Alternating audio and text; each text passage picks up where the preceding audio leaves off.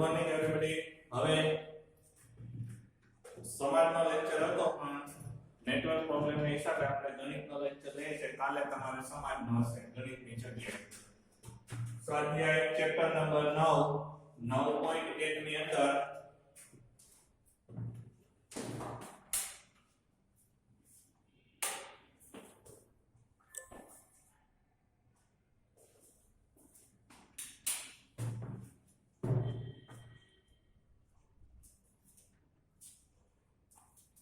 કેટલામો પ્રશ્ન પહોંચ્યા છે? પ્રશ્ન નંબર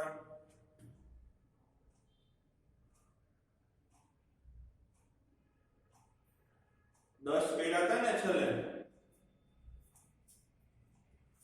પ્રશ્ન નંબર 11 હે 9મો છેલ્લે કર્યો હતો ને, 10મો પહોંચ્યા ને. કેટલામો પ્રશ્ન પહોંચ્યા?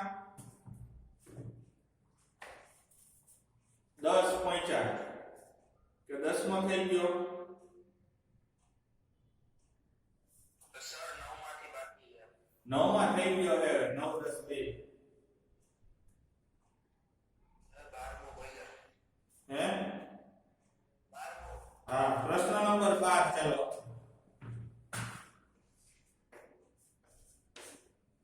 બરાબર. 7 મીટર ઊંચી ઇમારત પરથી એક કેબલ ટાવરની ટોચનો ઉત્સેદ કોણ 60 અને ટાવરના તળિયાનો ઉત્સેદ કોણ 45 છે, તો ટાવરની ઊંચાઈ શોધો. બરાબર. 7 મીટર ઊંચી ઇમારત પરથી એટલે આ ઇમારત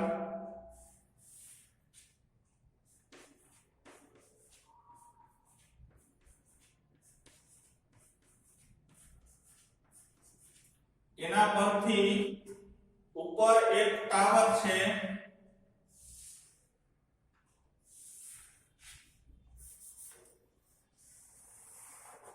બરાબર. આ ટાવરની ટોચ અને એનું તળિયું, એટલે અહીંથી આ સીધી રેખા થાય અને આ એનું તળિયું. બરાબર. અહીંયા એને 60 નો ખૂણો માલુમ પડે છે અને અહીંયા એને 45. આવી રીતે આકૃતિ થાય. આ ઇમારતની ઊંચાઈ તમને આપી છે 7 મીટર. બરાબર. તો તમારે અહીંથી નામ આપવાનું ચાલુ કરો. આ A, આ B, આ C, આ D અને આ E. A B C D E. બરાબર. તો A B અને C અને D અને E આપો તો હાલે. ગમે નામ આપી દેવાનું. હવે અહીંયા બોર્ડ ઉપર ધ્યાન. પહેલા tan 45 ને આધારે સામેની બાજુ શું થાય? CD અને પાછળની બાજુ AD થાય. અને tan 60 ને આધારે tan 60 અંશ એને આધારે સામેની બાજુ થાય DE અને પાછળની બાજુ થાય AD. હવે આ 7 મીટર છે તો અહીંથી આ માપે 7 મીટર જ હોય. બરાબર. આને x ધારી લેવાનો. શું ધારી લેવાનો? x નું માપ મળી જાય એટલે તમારે 7 એમાં ઉમેરી દેવાનું. તો અહીંયા પહેલા tan 60 અંશ બરાબર સામેની બાજુ DE અને પાછળની બાજુ AD. tan 60 નું માપ કોષ્ટકમાંથી વર્ગમૂળ 3 DE આપણે આગળ x ધાર્યો આપણે છેદમાં AD.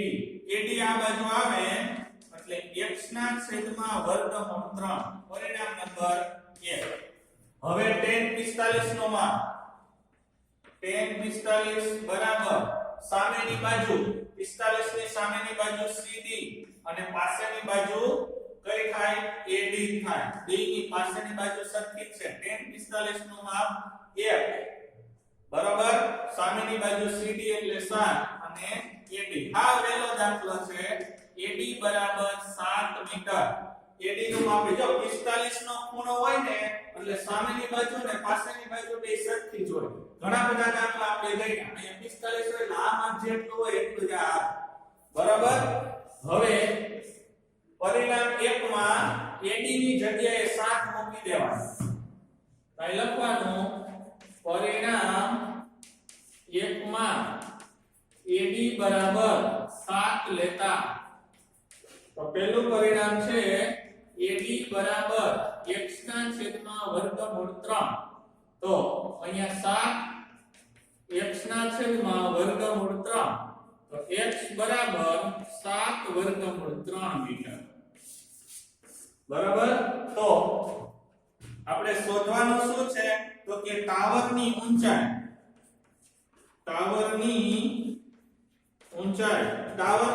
એટલે આખું માપ થયું તો આ x 7 છે કેટલું આખું માપ કેટલું છે x 7 તો અહીંયા 7 વર્ગમૂળ 3 7 બેમાંથી 7 ને કોમન કાઢી લેવાના 7 ને કોમન કાઢો એટલે વર્ગમૂળમાં 3 1 મીટર વર્ગમૂળનું માપ મૂકવાનું નથી બરાબર તો ટાવરની ઊંચાઈ 7 કૌંસમાં વર્ગમૂળ 3 1 મીટર છે બરાબર ટાવરની ઊંચાઈ 7 કૌંસમાં વર્ગમૂળ 3 1 મીટર છે ચાલો આ પ્રશ્ન નંબર 12 લખી લ્યો 12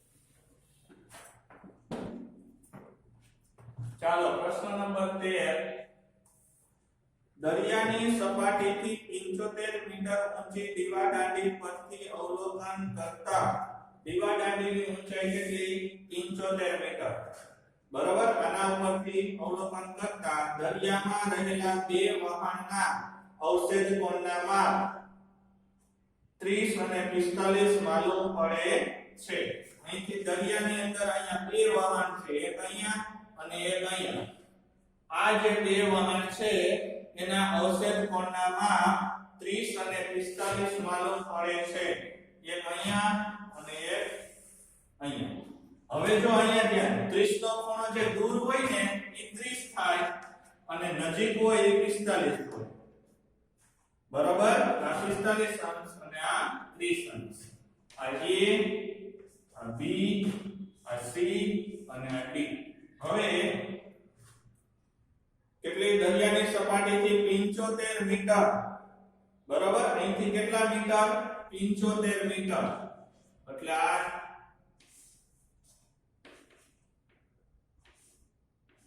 આ માપ આપ્યું છે 75 તમને આપ્યું છે. બરાબર, હવે અહીંયા ધ્યાન રાખો, અહીંયા કાટખૂણો બને એટલે પહેલામાં ત્રિકોણ ABC માં 30 ને 45 ના આધારે સામેની બાજુ જો અહીંયા 75 જ આવશે. મેં તમને સમજાવ્યું હતું કે 45 હોય એટલે આ 75 હોય તો આ જેટલું માપ હોય એટલું જ અહીંયા આવે. આ 75 હોય તો અહીંયા આપણે 30 ને આધારે સામેની બાજુ શોધવાની છે. તો પહેલા tan 45 ને આધારે આને આપણે x ધારી લઈએ. આપણે શું શોધવાનું છે? બંને વહાણ વચ્ચેનું અંતર. આ જે શોધવાનું હોય ને એને x ધારી લો. બરાબર, હવે પહેલા જો tan 45 બરાબર સામેની બાજુ એટલે AB, પાછળની બાજુ એટલે BC. tan 45 નું માપ કોષ્ટકમાં 1. બરાબર, અને AB એટલે 75 છેદમાં BC. તો BC બરાબર 75. BC અહીં આવી જાય એટલે BC બરાબર 75 મીટર. BC નું માપ મળી ગયું. હવે tan 30 ને આધારે આ કેટલું આવ્યું? 75. તો આખે આખું માપ કેટલું થાય? જોજી, આખું માપ થાય 75x 75. થાય ને? આખું માપ કેટલું થાય? x 75. તો અહીંયા tan 30 અંશ સામેની બાજુ એટલે AB અને પાછળની બાજુ હવે BC નહીં અને CD નહીં પણ BD. tan 30 નું માપ 1/√3 AB અને BD નું માપ x 75.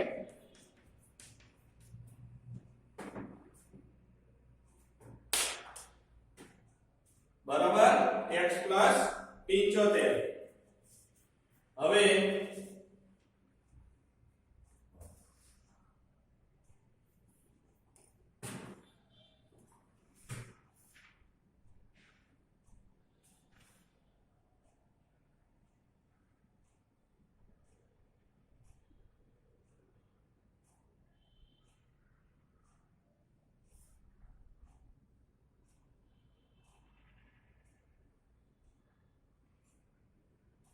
અને અહીંયા AB નું માપે આપણે આગળ છે. AB નું માપે ડાયરેક્ટ મૂકી દો તો ચાલે. 75 અહીંયા મૂકી દો. હવે આ અહીંયા અંશમાં જાય, આ બાજુ આવે એટલે x 75 બરાબર 75/3. બરાબર, હવે 75 બરાબર ની ઓલી બાજુ જાય એટલે 75/3 માઈનસ 75. બેયમાંથી 75 કોમન કાઢો એટલે √3 માઈનસ કઈ ન વધે એટલે 1 મીટર.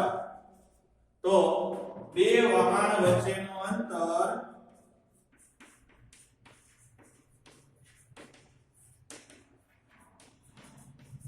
બે વહાણ વચ્ચેનું અંતર 75 કૌંસમાં √3 માઈનસ 1 મીટર છે. થઈ ગયું? ચાલો આ પ્રશ્ન નંબર 13 લખી લો.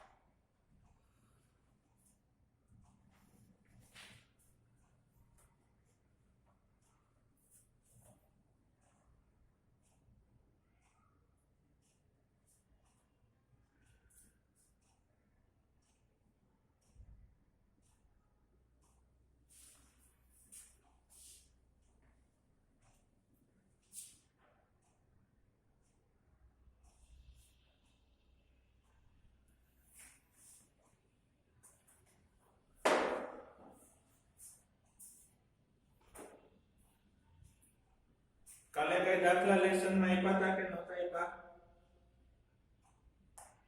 કયા આજે આપીશું 5 દાખલા 3.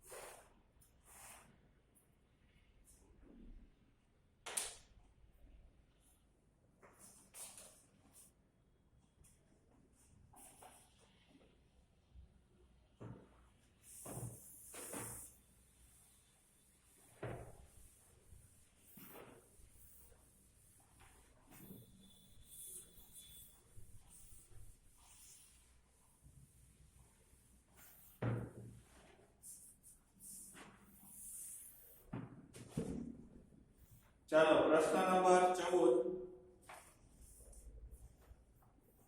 1.2 મીટર ઊંચાઈ વાળી એક છોકરીને જમીનથી પહેલા તો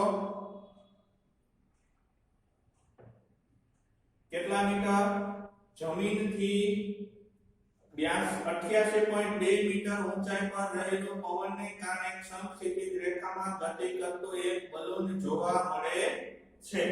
અહીંયા બલૂન ઉડે છે, આ જે બલૂન ઉડે છે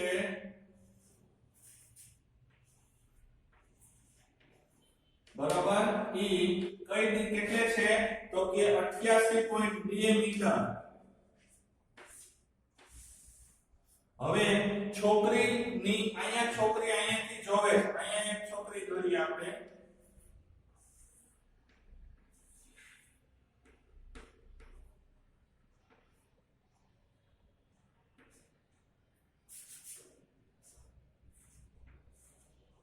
આ છોકરીની ઊંચાઈ કેટલા મીટર છે? 1.2 મીટર.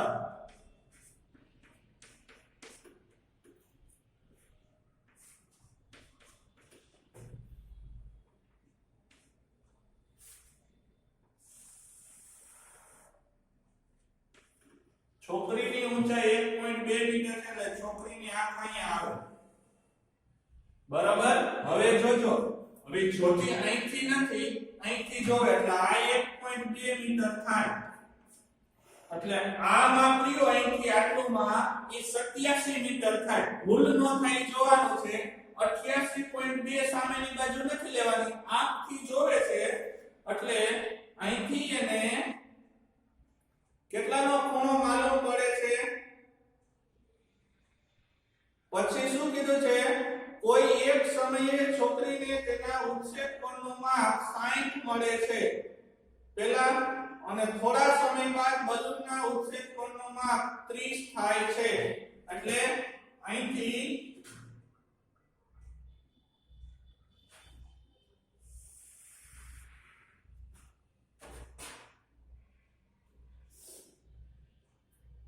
ઉત્સેક કોણનું માપ 60 મળે છે અને થોડા સમયે એના ઉત્સેક કોણનું માપ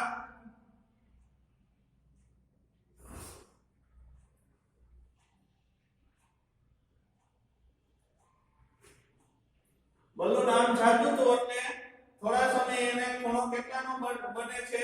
60 નો, અને પહેલા 30 નો. એટલે અહીંયા 30 એમાં આકૃતિના આકૃતિમાં ફેર છે જોજો. બરાબર? એક જ જગ્યાએથી બે ખૂણા બને છે. બલૂન આગળ વયું હોય ત્યાંથી એને ખૂણો દેખાય છે. એટલે બલૂન અહીંથી આમ સમક્ષિતિજ રેખામાં આગળ વયું જાય છે. હવે અહીંથી એને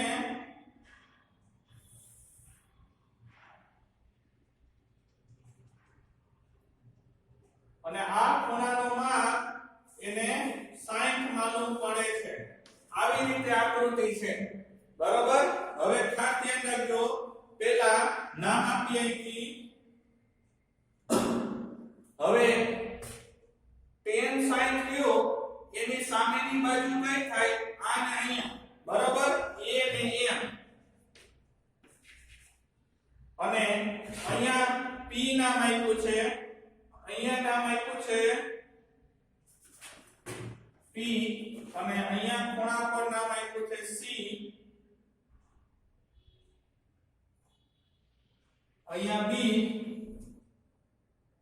અહીંયા a b c પેલા એ રીતે આકૃતિ છે પછી અહીંયા m નામ આપ્યું છે હવે આ d અને q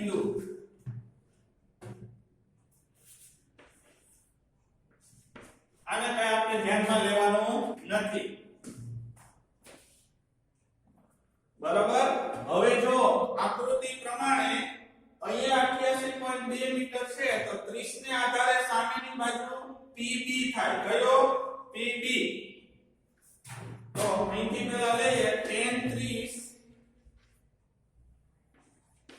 બરાબર PB ના છેદમાં પાછળની બાજુ થાય PC tan 30 નું માપ 1 ના છેદમાં વર્ગમૂળ 3 PB એટલે અહીંયા લેવાના તમારે 87 અહીંયા સુધીનું માપ આવે 87 બરાબર એટલે 87 ના છેદમાં PC તો PC અહીંયા તો 87 વર્ગમૂળ 3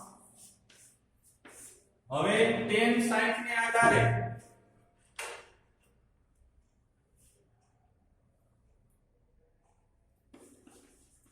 tan 60 સામેની બાજુ થાય am હવે બલૂન તો આમ એક જ દિશામાં આગળ જાય છે એટલે આ જેટલું માપ હોય એટલું જ આ માપ હોય એટલે am છેદમાં અહીંથી cm આવશે તો tan 60 નું માપ વર્ગમૂળ 3 અહીંયા 87 લેવાના અને cm તો cm બરાબર 87 ના છેદમાં વર્ગમૂળ 3 જોજો ખાસ યાદ રાખજો હવે આખે આખું PC છે એમાંથી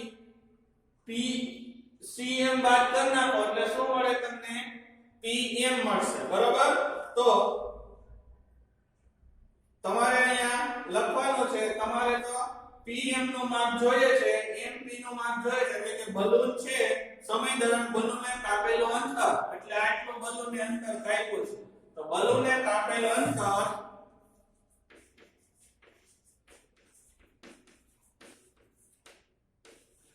બલૂનને કાપેલું અંતર એટલે કે pm બરાબર pc cm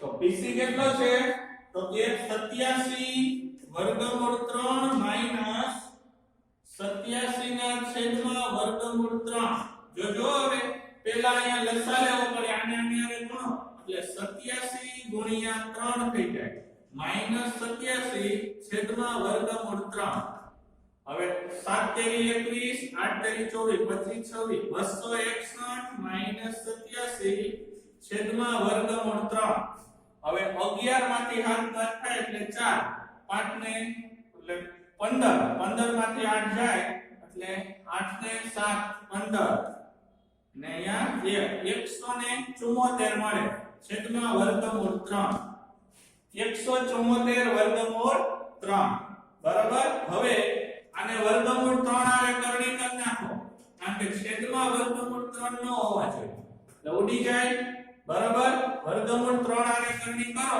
ઉડાડવા નથી પણ અહીંયા 174 વર્ગમૂળ 3 છેદમાં વર્ગમૂળ 3 ગુણ્યા 3 એટલે ખાલી 3 મળશે બરાબર હવે આટલું થઈ ગયું